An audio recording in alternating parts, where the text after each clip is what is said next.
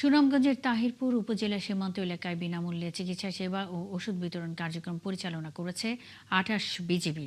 সোমবার দিনব্যাপী তাহিরপুর উপজেলার শাহ আরফিন রহমতুল্লাহ আলাইহের মাজার প্রাঙ্গণে অনুষ্ঠিত মেডিকেল ক্যাম্পে ৫০০-রও বেশি নারী, পুরুষ ও শিশুকে বিনামূল্যে চিকিৎসা সেবা দেওয়া হয়। একই সঙ্গে রোগীদের প্রয়োজনীয় ওষুধও বিতরণ করা হয়। চিকিৎসা কার্যক্রমে ২৮ বিজিবির মেডিকেল কর্মকর্তাদের পাশাপাশি তাহিরপুর উপজেলা স্বাস্থ্য বিভাগের চিকিৎসকরাও অংশ নেন।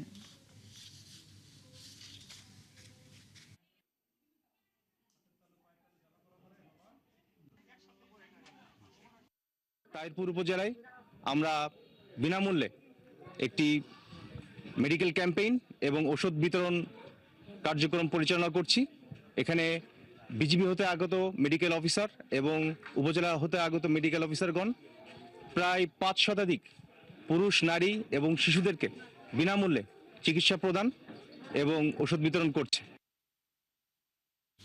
সুনামগঞ্জের সুরমা, ছাতক ও কুশিয়ারা নদীর পানি দিরাই মারকুলি পয়েন্টে বিপদসীমার উপর দিয়ে বইছে, তলিয়ে গেছে তাহিরপুরের আনোয়ারপুর সড়ক। সেখানকার আজকের পরিস্থিতি জানাতে যুক্ত হচ্ছেন শহীদ নূর আহমেদ। শহীদ নূর, বর্তমানে পরিস্থিতি কেমন দেখছেন? জেলা প্রশাসন থেকে কোনো ব্যবস্থা কি নেওয়া হয়েছে কিনা?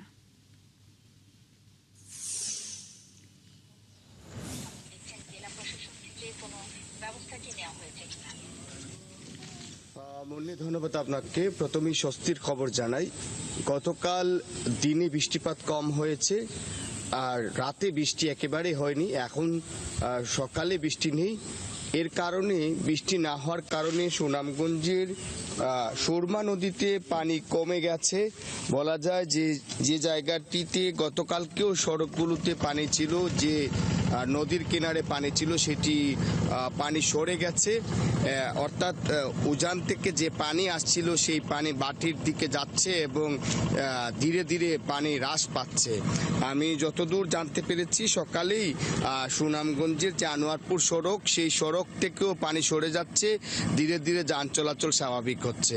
অর্থাৎ বলা যায় যে পানি উন্নয়ন বোর্ড থেকে যে ৪৮ ঘন্টার তাদের পূর্বাভাস দেওয়া হয়েছিল, সেই ৪৮ ঘন্টার পূর্বাভাস কেটে গেছে এবং পানি সরে যাওয়ায় নদী তীরবর্তী অঞ্চলে স্বস্তি ফিরেছে।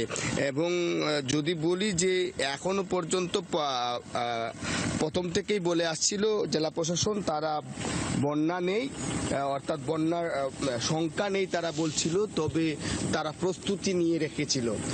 এ কারণেই তাদের জেলা প্রশাসক মিনহাজুর রহমান যেমনটা জানিয়েছেন যে যদি বন্যা পরিস্থিতি তৈরি হয় তাহলে জনসাধারণ সচেতন থাকবেন, অর্থাৎ পূর্ব প্রস্তুতি নেবেন এবং যে সকল এলাকায় যোগাযোগ বিচ্ছিন্ন ছিল প্রশাসনের পক্ষ থেকে সেই জায়গাতেও যোগাযোগের ব্যবস্থা করে দেওয়ার কথা বলা হয়েছিল। আসলে এখনো পর্যন্ত পানি কমে যাওয়ায় মানুষের মধ্যে স্বস্তি ফিরছে।